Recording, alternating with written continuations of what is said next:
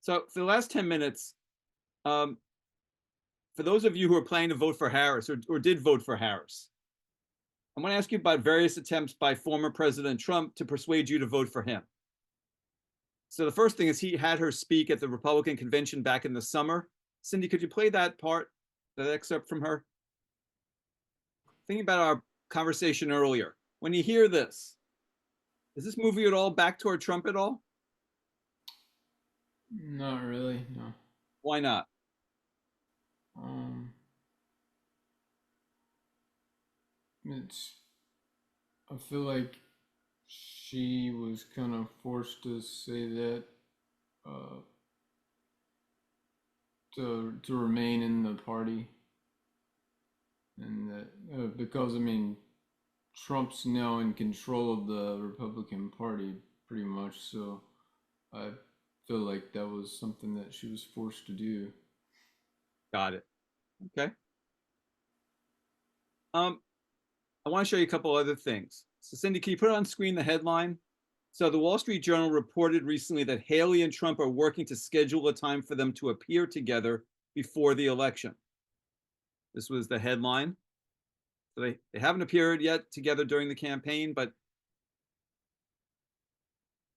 does knowing that they're trying to find a time to campaign together move you at all towards Trump? Chris? Uh, no, not really. No? And why not? Um, Yeah, there's still like so much out there that's scaring me away from Trump. Just like all the red flags are like waving. Like all these people are coming out and saying uh, how he's behind the Plan 2025 and that he's gonna come out and uh, like with the tariffs, and he's gonna impose like his will on the country, and uh, there won't be like he's gonna basically make mass chaos, and I just I can't see like voting for him anymore. Okay. Um, so Trump recently made the following comments on Fox News about Haley. And he's going to play them now. By a show of fingers, who would describe what you just heard as a missed opportunity for Trump to attract Haley voters? Would describe it as a missed. All five of you would.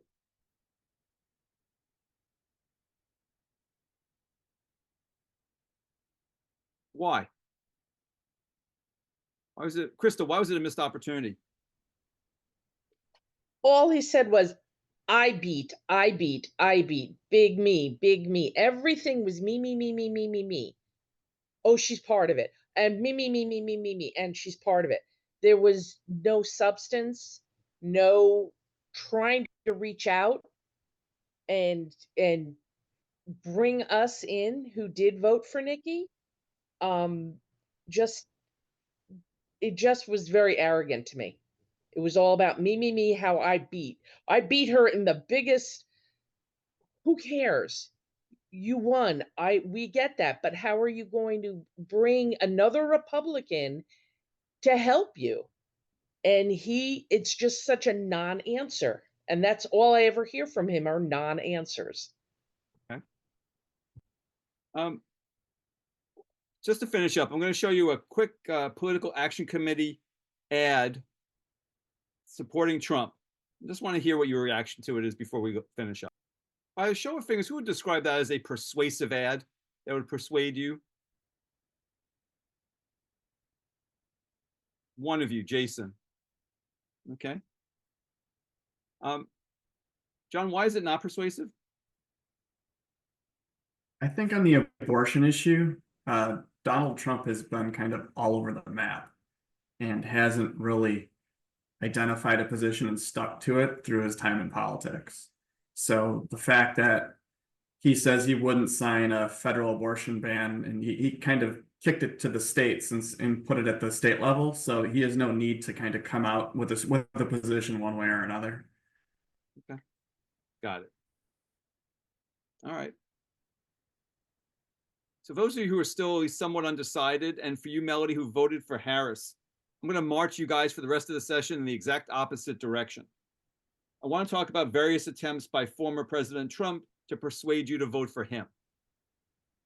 So first thing is Nikki Haley, who you all voted for in the primary, made the following comments about former President Trump at the Republican National Convention in August.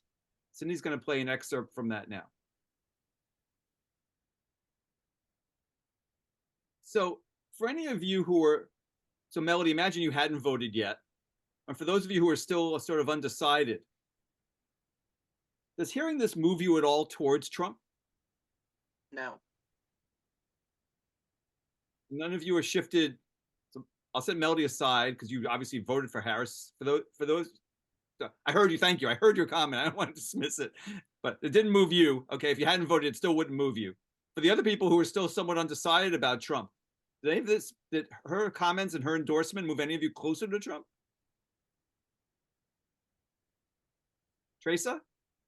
It does help me a little bit to know that she supports him, but again, I wonder if it was just politically motivated or if she truly does believe that.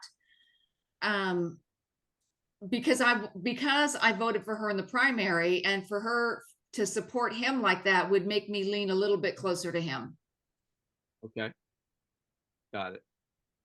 Anybody else moved? No. Dale, you did too? Well, when I saw that in August, it made it more palatable to accept Trump It did. because he was going to act crazy.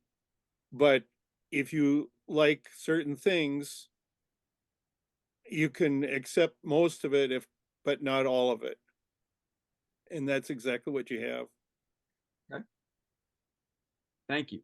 So next thing is the Wall Street Journal has reported, Cindy will put it up on the screen, that Haley and Trump are working to schedule a time for them to appear together before the election. They haven't done that since the convention.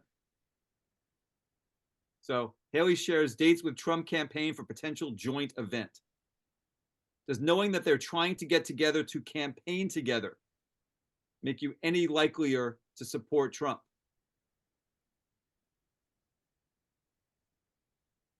Does that move any of you?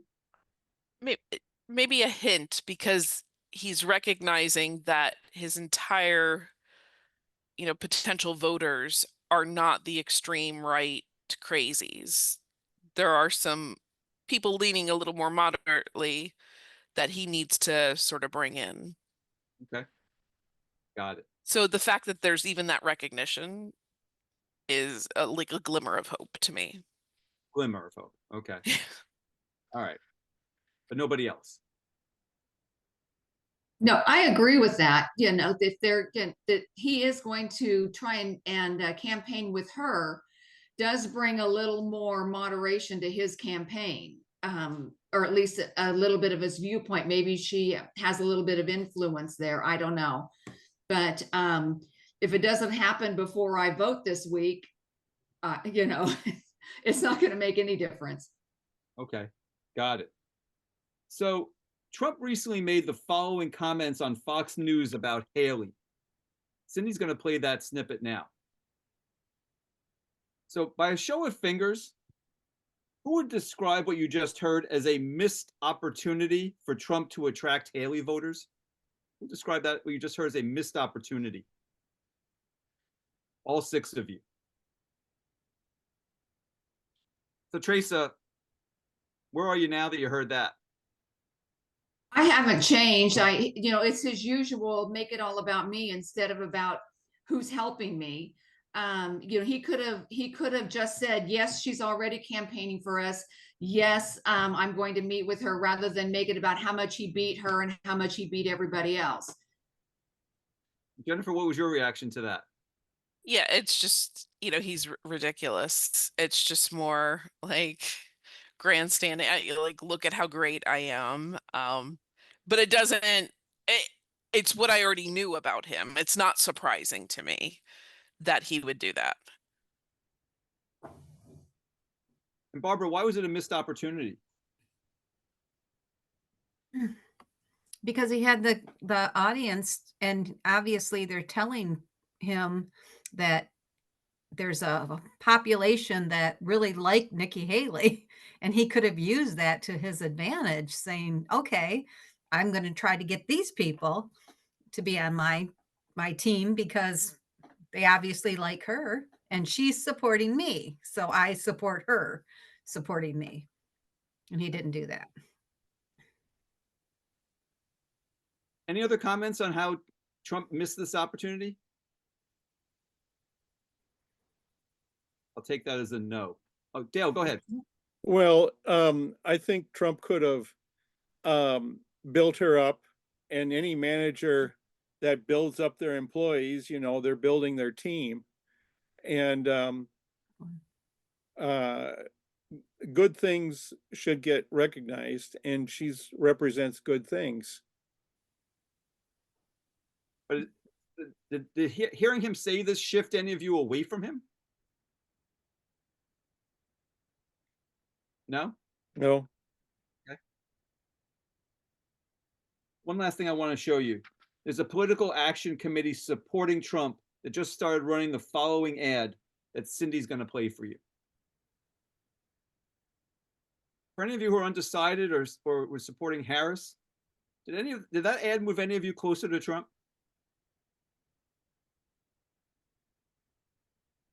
None of you. Really? Jennifer, did that move you closer to Trump? No, it's exactly why I'm torn, right? It's economic and political, international political stability. Those are the reasons I would vote for him, and they highlighted them, you know, so I already knew that. Okay. Dale, is he sufficiently is Trump sufficiently pro-life for you after you see that ad? well, it helps a tiny bit, but it makes me feel a little better about him. Okay. Anybody else? Yeah, move anybody at all? Okay. Jennifer, I have a question for you that I'm going to let you guys go. So you voted for Trump in 2020.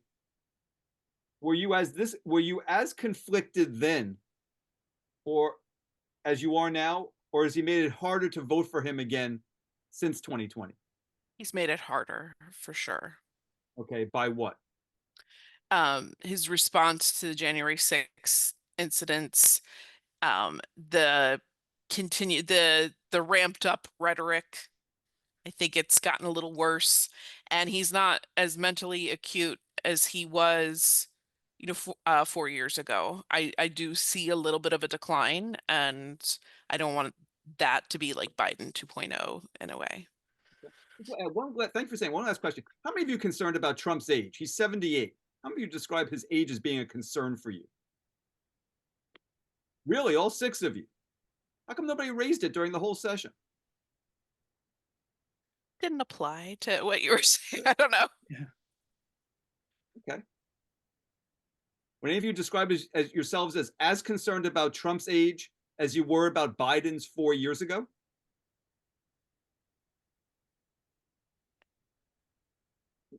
None of you. He's No. a little more with it than I think Biden was 4 Okay. years ago. Got it.